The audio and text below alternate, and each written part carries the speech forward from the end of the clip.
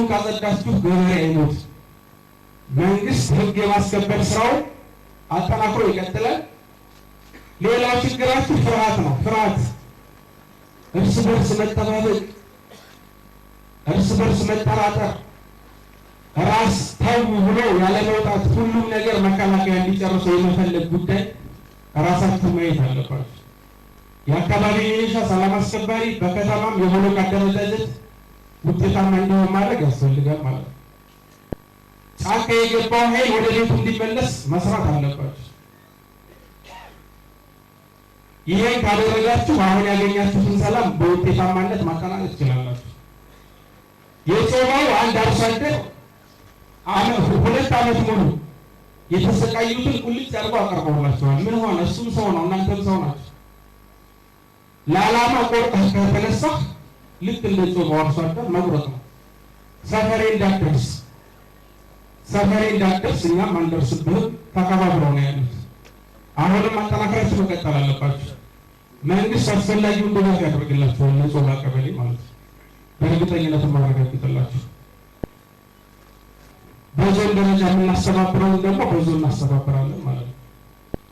እዚህ ጋር አንድ ነገር ማስቀመጥ የምፈልገው ምንጃር በቀጣይ ምን አቋም ኖሮት ይንቀሳቀስ፣ አረርቲ ምን አቋም ኖሮት ይንቀሳቀስ። ከአብሮነት አኳያ አንዱ ፈንጅ ያለው እዚህ አካባቢ ላይ ከአጎራባች ጋር የተያያዘ አብሮነትን የሚሸረሽሩ ትርክቶች ናቸው።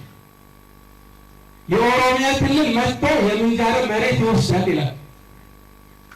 የኦሮሚያ ክልል መጥቶ የአማራ ክልል መሬት አንድ እርምጃ መውሰድ አይችልም። ለምሳሌ እኔን ከጠየቀኝ አይችልም ብቻ ሳይሆን አይፈልግም። ኦሮሚያ ክልል የራሱ አስተዳደር እርከን አለው። የሰሜን ሸዋና የአማራ ክልልም የራሱ አስተዳደር አለው። አውራ ጎዳና የአማራ ክልል ነው። የማንም ወንበዴ ተነስቶ ስላፈረሰ የኦሮሚያ ክልል መንግስት ወስዳለሁ አላለም። እስከ ከፍተኛ አመራር ድረስ ውይይት ተደርጎበታል። ቢልም አይችልም። ምክንያት የአማራ ክልል ነው፣ የሰሜን ሸዋ ማንም የሚፈቅድለት የለም። ማንም አውቋበት አመራር ተነስቶ መሬት ቆርሶ መውሰድ አይችልም። ላችኋል 128,000 ኩንታል ወረዳችሁ ላይ ደርሷል። ለአርሶ አደሩ 89,000 ኩንታል ተሰራይቷል። አሁንም ተወደድ በከፍተኛ ሁኔታ በተለይ የዩሪያ ማዳበሪያ በዚህ ሰሞን እየቀረበ ነው ያለው። በቀጣይም ቀሪ እቅዳችሁን በተሟላ መንገድ እንዲቀርብላችሁ የምናደርግ ይሆናል። እዚህ አካባቢ ያለውን ቅድም ኤለስናለሰው ችግር ለመፍታት መጀመሪያ ውስጣችን እናስተካክል። ጎን ለጎን መስራት ያለበት የአውዳን ጉዳይ ለእኛ ትልቅ አጀንዳ እንይዛለን።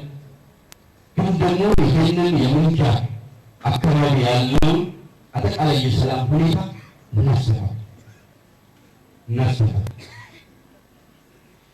ሁለተኛው ላነሳ የምፈልገው ውስጣዊ ሰላም ጉዳይ ከፍተኛ የስነ ልቦና ጦርነቶች አሉ። አሁን የዓለም ሁኔታው ዋናው በውጊያ አይደለም፣ በመተኮስ አይደለም። መረጃ ጦርነት፣ የውሸት መረጃ ይለቅማል። በሆነ መልኩ ያደርሳል። ወይ በቄሱ በኩል ያደርሳል፣ ወይ ሸቱ በኩል ያደርሳል፣ ወይ በአባባ በኩል ያደርሳል፣ ወይ በማማ በኩል ያደርሳል፣ ወይ በልጁ በኩል ያደርሳል። መከላከል እኮ ጠፋ ነው።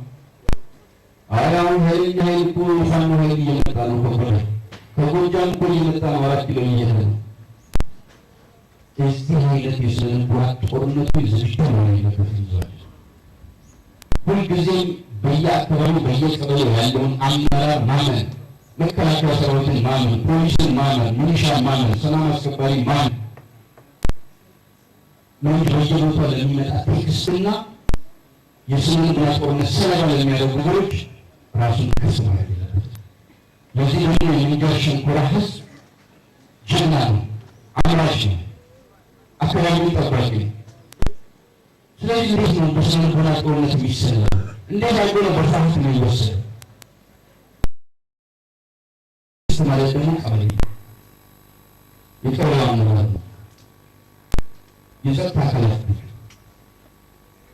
እዛ ያለው የቀበሌ መዋቅር መረጃ ማይሰጥ በየጊዜው እናንተ ለማይዋይ ቆይ ያንን መናገር ነው፣ ያንን እናሳክላለን። ለትን ሰው ተው አትላኩ። ቢያንስ ሲለው ይመጣል።